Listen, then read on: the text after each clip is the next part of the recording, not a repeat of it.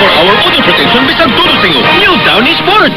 New Downy Sports. 24-hour odor protection on fabric. Maunang fresh kaayo bisag tulo singot. Ito ang DXDR 981 sa Dipolog, numero 1. Tatak RMN.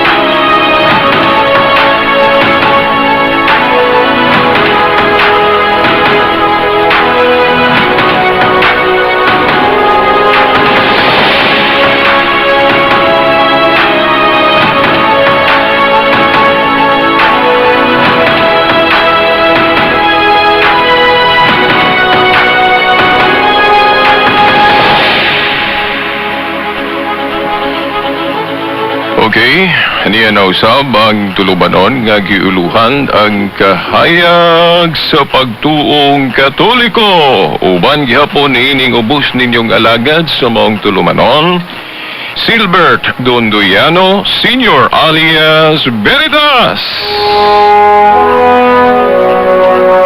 Okay, sige po nang mag-uban nato din sa istasyon ang atong magkakasama sa technical side.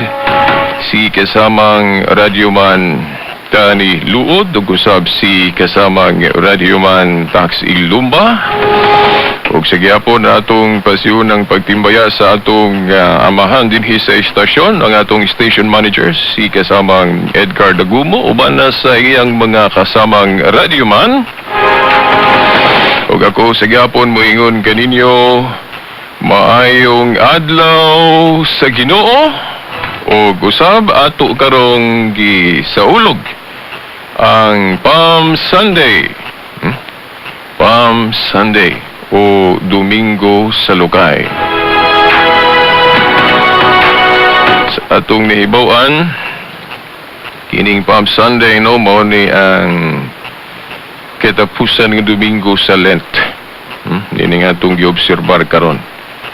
Ang sinugdanan sa atong Holy Week o Semana Santa nga naghandom gayud no sa kadaugan ug pag-abot sa atong Ginoong Jesucristo sa Jerusalem.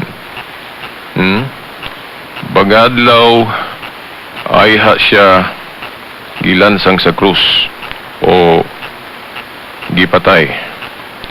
Sa atong nahibawan kining Dominguhan no, Domingo sa Lukay, na ilan ni siya nga ingon tungod kay kitang mga matuhuon ang atong gibuhat aning higayuna, kasagaran gayud nga atong dawat o giipon nag-gather ba og mga lukay og kini atong gigamit sa kinabang pag-apil o pagtambong sa atong paglabas o kanabang labas sa katubang pag-abot sa atong Ginoong Jesucristo dito sa Jerusalem. Diya sa gospel ato ring makita nga si Jesus misulod sa Jerusalem sakay ni atong donkey ug kanang atong handom karon o gihimo kanang mga pagdaig nga pinaagi sa pag-itsa sa ato mga saput o kini mga lukay sa mga gagmay man nga kining magamay man madako di ba niya ato gining gihimo atubangan niya. Ug mo puto gani gihulagway diya sa atong gospel. Sa atubangan niya nga karon ato pong giriinak gihandom isip simbolo sa ato yung pagtahod, no? Pagtahod kaniya. Naanda na ni nato nga pagbansay. Kay lagi mao ni ang atong pag-ila kaniya o paghatag og dakong pagtahod, no? Kaniya, no, sa atong Ginoo. O atong hinumduman pod kining maong lukay o palm, nagsimbolo ni siya, no, diya sa atong pagtuon, nagsimbolo ni siya sa kalinaw o kadaugan.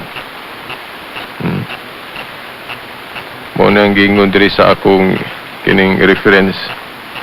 Hence, their preferred use on Palm Sunday. Sa taga, akuan yun ni siya. Domingo sa Lukay. Kunya, kana pong donkey, imbis kana bang kabayo, di ba, atong makita diha, no? Simbolik po kayo na, nganong nga donkey, nganong dili kabayo. O katong bisakyan sa atong Ginoong Jesucristo, katong entrance niya sa Jerusalem. Kay ang donkey god nag-represent man na siya, no? Simbolo sa kanang pagpaubos, no? Kingon diri, it represents the humble arrival of someone in peace as opposed to arriving on a steed in war. So mo day, no, ngano nga kanang donkey inay kabayo. Kay simbolik na, no? Kay ang donkey nagsimbolo na siya sa kanabang pagpaubos. Diha sa kinibang pagkahigugmaon sa kinibang kalinaw. Okay, kining usagod sa hinungdan, di kay usas hinungdan, mao gyud na hinungdan nga kung magpaubos ta, so may rason nga nung magpaubos ta. Kay nasa atong hunahuna nga pinagi sa atong pagpaubos, mabatunan nato ang kalinaw. Kay kung mapahitas unta, na-probe naman na kung atong ipahari ang atong pagkamapahitason, naghanang mga panghitabo niya na, no, sa atong eksperyensya nga muhaling og kagubot, di ba? Pero kung mapaubos ta, mahimo gali nato nga bisan ang atong mga kaaway makighiusan na nato. Hinumdum ko sa Proverbs 16:7, kung kumalimot sa maong tudling, when a man's ways please the Lord, He maketh even his enemies to be at peace with him. Nga ang buhat kuno sa tao makapahimuot sa Ginoo, mahimo niya nga bisan ang iyang mga kaaway makighiusa na kaniya. Mutakdo ni sa gipahayag ni San Pablo sa iyang gisulat sa mga taga-Roma niadto nga atong mabasa sa Roma 12, no? Kung basahon ninyo ng whole chapter, dayon sa katapusan gyud nga verse, no? Chapter 12 sa Book of Romans, verse 21, nagingon siya nga, overcome evil with good. Atong buntugon ang kadautan pinagi sa maayo. Buti po sabot, dili nato tukbangan ang kadautan pinagi o violente, no? Atong tukbangan ang kadautan pinagi sa pagbuhat ug maayo. Mo dire ang atong pagtuo mahitungod sa gugma, kanang gitawag og unconditional love, nga bisan pasakitan ta, bisan himuan ta og dautan sa ato bang mga kauban sa pamilya o sa ato mga higala o bisan kinsa man, dili nato tukbangan og sama pod sa ilang gibuhat. Tukbangan kailangan nato ni og pagmahal which is difficult o lisod. Pero mao ni ang example nga gipakita sa Ginoo katong diri siya. Di ba wa man siya musukol atong nagdakop niya. Gidipinsaan siya sa iyang tinun-an, particular si Pedro, niibot sa iyang sundang o espada. Kay lagi dipinsaan niya ang Ginoo, wa man gani musugot ang Ginoo ato. Di ba? Iyang gibabagan si Pedro, sige lang, padakop lang ko, no? Emphasis ra ni po na. Ha? Kay lagi nagpaubos siya o napoy dakong tumong to. Kinaot nga maupod unta na ang atong pamalandungan mga igsuon karon nga naghandom nining atong pagsaulog sa Palm Sunday. Ang example nga gibuhat ni Kristo. Nya duol na pod sunod buwan na ang atong eleksyon. Pahinumdum pod sa atong mga igsuon nga politiko nga ang diwa unta niining Palm Sunday ang pagpaubos. Atong hunahunaon kay diha sa pagpaubos. Diha nato maangkon gyud ang tinud-anay nga kalinaw ug kadaugan. Nabuti pasabot nga kon naguna-huna ta nga ang atong mga pamaagi diha sa pagdumala sa rindas mga gamhanan pinaagi og kinaabang sana bayolente o inisog unsa diha puguso nga pamaagi tawhanon o pahinumdom nga dili gyud nato maangkon di nato dangat gyud sa atong gitinguha sa kanang gitawag og tinuod nga kalinaw ug kadaugan. Subot pasabot siguro o nato nga ang kalinaw ug kadaugan ato ning tinguhaon sa unsa may atong mga buhat, mga pamaagi, mga plano atong sundon ang example nga gibuhat sa Ginoo. Na kung atong tanahon gani no ang daan og bag-ong kasabutan sa Biblia, lahi gyud kayo hinoon tagna naman na sa Biblia. Si Jeremias gaingon sa 31 bersikulo 31 ug 32 nga ang daang kasabutan ikumpara sa umaabot og mao naman ni atong panahon ron bag-ong kasabutan naman ta lahi ni katong daang kasabutan ang gi picture out ato na mga bayolente nga paghulagway gihulagway nga ang Dios mo silot dayon, di ba? O mangganing gialaw sa Ginoo kadtong paghulagway sa iyang katawhan sa daan nga adunay gyud mga patay ba dugoon nga gira. Di ba kadtong gingherian ni David hinumdum mo o ang ilang paagi sa pagpalaganap pag-propagate sa ilang kingdom pinaagig dugoon kay pamatyon man gyud nila ang ilang mga kontra, di ba? Muna ang gihulagway diha. Of course naapay mga theological explanation ani nga dapat masayran po nato diha sa exegesis kay kung magpataka putag sabot anang mga naisulat sa Biblia basin biyag malayo na hinuon ta, no? Magsige ra ta og kana bang katong yung kinaraan nga style nga duguon patay nga pamagi sa pagkabot sa kalinaw no dili na ma-okay sa kining Biblia wala ni magtudlo og kanunay lang karaan. naibago nga lahi sa daan o to gyud ang dimalan painumdum ni sa mga naa sa mudas pangagamahanan kay basig mo pabor gihapon ta atong kinaraan nga pamaagi nga kabuto ng kalinaw pinagi sa bayolente dili na okay karaan ang paghulagway siguro mo gihulagway sa Dios na sa karaan kay nagtudlo siya nga bisan siya hustisya maluluyon mahigugmaon pero musilot usab siya, di ba? Musilot. So iyang gihulagway pero naay mga tagna nga moabot ang Mesiyas nga lahi ang style, lahi ang pagmando, di ba? Nahinumdum mo unsa may hinungdan nga wala duwata si Kristo sa daghanang mga Hudiyo katong anhin niya, no? So mahinungdan. Kaya nagtuo sila nga ang ilang hari nga gipaabot sama sa hari nga panahon ni David. Di ba? Nga warrior. Warrior ba? Di ba? Mo man na pagtanon usa maning kuhana nga di manggali mo sugot dipinsahan ni Pedro pinagig espada. Kanang pamatay tao ba? Di man mo sugot. Kamo ni atong kamalandungan. So, muna nga dili pod mo matinga ba sa atong simbahan karon nga moingon ang simbahan nga ato na lang nang i-defer, ato nang wad-o ng death penalty kay ato yung i-practice tong unsa gyud pamaagis Ginoo pagbuntog sa kadautan. Nga tagaan yung unconditional love kining atong mga makasasala. Kani, di ba?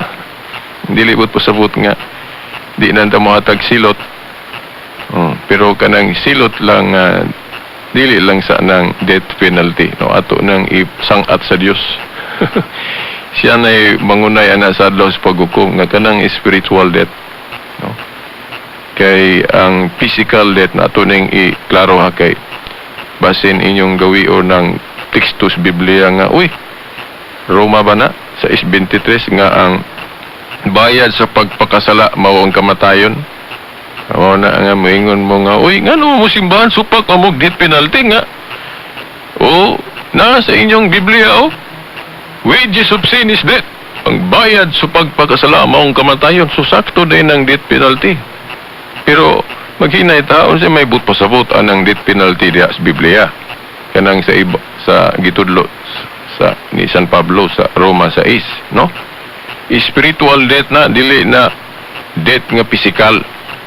Dili man lahi man ang physical death ug spiritual death kay ang kita tanan siguro moagi man gyud physical death.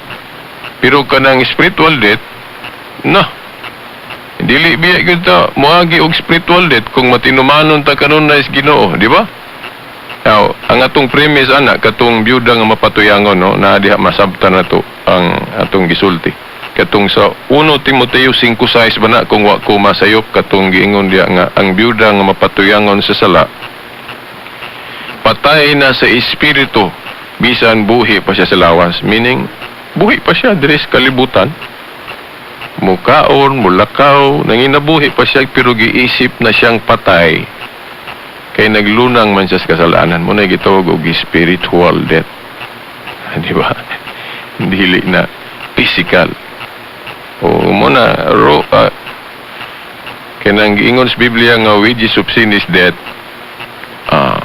Spiritual death na. O ang Diyos may makahimo ana, no, kanang giisgutan sa Mateo 10:28 kung wa ko masayop nga ayaw kamo kahadlok sa mga makapatay sa inyong lawas apan dili makapatay sa inyong kalag. Okay, ang Diyos may makapatay sa kalag. Sa lagi ng pataya, spiritual na.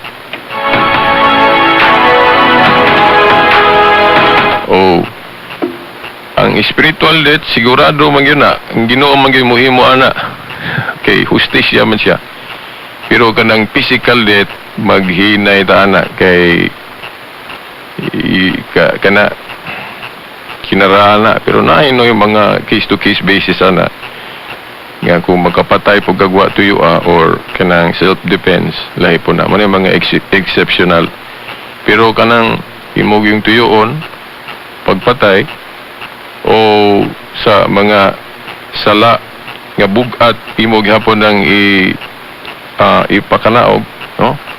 Well, ako no sa akong kabahin mo approve ang simbahan, mo sugot man ko, mo dawat man ko kay para guna ko kung sa una gialaw sa Ginoo ng physical death penalty, no? Kay kana galing mo lapas ka sa adlong igpapahulay, physical death penalty man gyud to.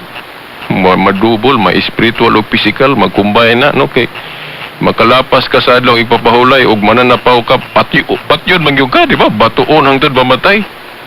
Di ba? Pero pag abot ni Kristo, iya man ang wala kay wa man to patya gali niya, wa man siya mo sugot nga patyon tong babaeng makasasa katong mananapaw. So dunay gihimo niya nga pag-usab. Kay lahi lagi ang pamaagi sa bag-ong kasabutan ug daan. Gihulagway na pod ang halawom kay nga gugma sa atong isig ka tao. So mao na nga kining physical nga death penalty. Wala na ni murabagi kamot sa simbahan.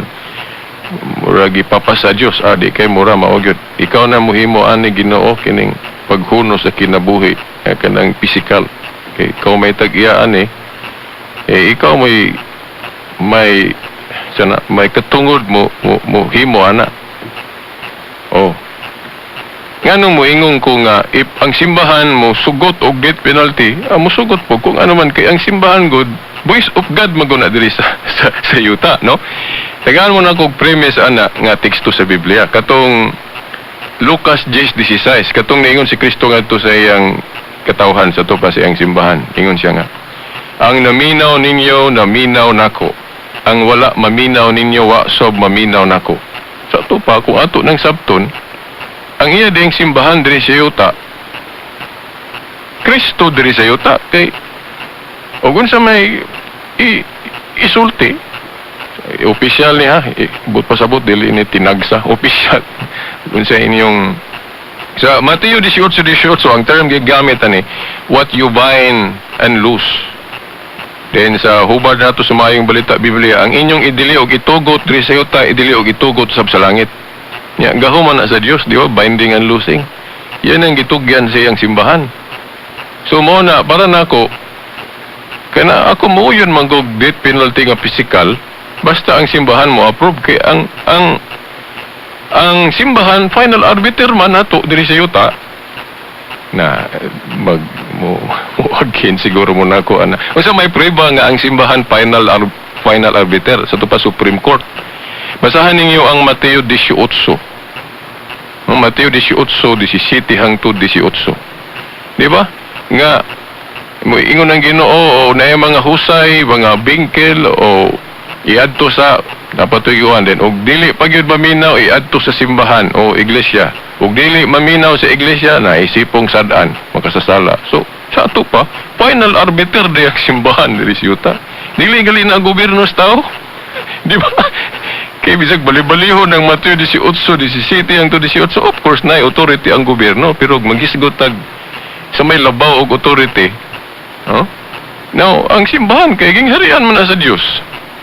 Mao ginay Supreme Court kung diri sa yuta ang human government mao final arbiter pero ilangkob na to hasta ag panglangit na simbahan mo para nako may labaw og authority mo na nga sakto nang sa Book of Acts kung ang balaod sa tao musupak nas balaod sa Dios better nga supako na to ang balaod sa tao kay sundon na gyud ang balaod sa Dios kay musubay tas balaod sa gobyerno kung kini nahiuyon sa balaod sa Dios pero kung supak na ay sa may atong priority di ang Dios, di ba?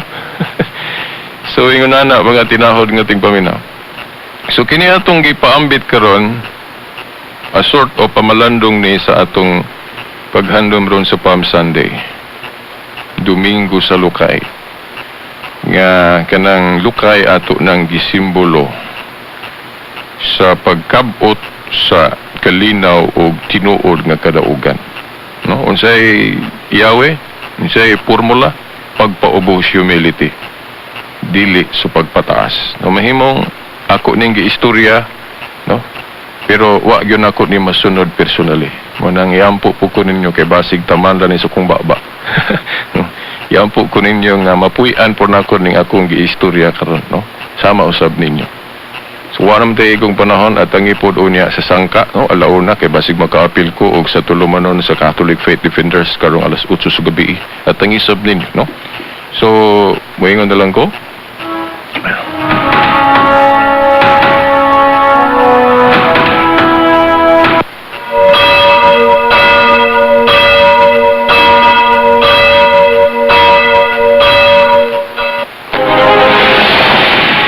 Moingon na lang ko hangtod sa sunod Domingo pohon sa mga oras ug istasyon. Kini si Veritas. No, sa ngalan sa atong dalahurong obispo ug mga kaparian, sa ngalan sa Amahan, sa Anak, sa Espiritu Santo. Amen.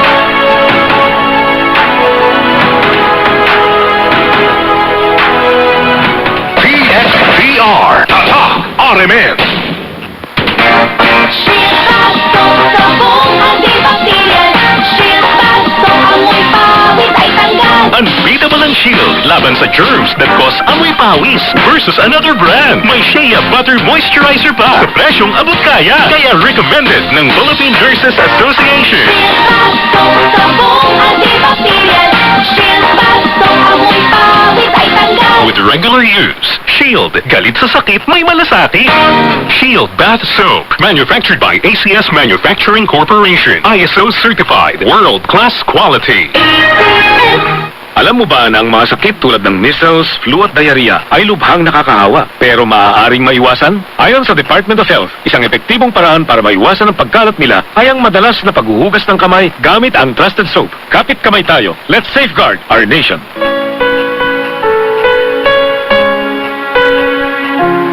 Mula sa #1 na smart dishwashing paste Ang galing mo. with over 80% more cleaning power kaysa leading liquid brand sa presyong mas abot kaya. Smart, ang galing mo. May double tanggaling formula. Tanggal galing ang sebo at bakterya. Smart, ang galing mo. Kaya ikaw ang #1 ko. Smart dishwashing. Tanggaling galing. ACS. Smart dishwashing. Manufactured by ACS Manufacturing Corporation. ISO certified. World class quality.